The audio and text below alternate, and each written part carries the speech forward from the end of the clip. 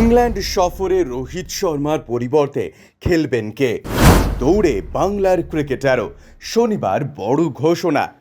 রোহিত শর্মার test cricket থেকে অবসর ঘোষণা করায় ক্রিকেট প্রেমীরা চমকে গিয়েছিলেন। তারপর থেকেই নির্বাচকদের সামনে সবচেয়ে বড় প্রশ্ন উঠে এসছে যে ভারতের টেস্ট দলের অধিনায়ক কে হবেন।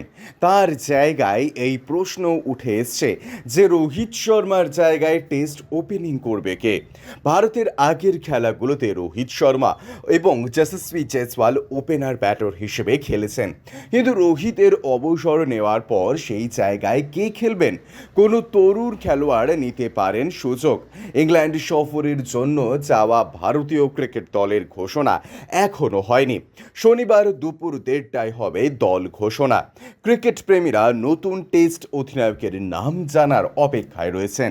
অন্যদিকে রোহিত শর্মার অবসরের পর সাই সুদর্শনকে ইংল্যান্ড সফরের জন্য নির্বাচন করা হতে পারে। সাই সুদর্শন আইপিএলেও চমৎকার পারফর্ম করেছেন। সুদর্শন 13 ম্যাচে 638 রান করেছেন এবং এই টুর্নামেন্টে এখনও পর্যন্ত সবচেয়ে বেশি রান সংগ্রহকারী খেলোয়াড়।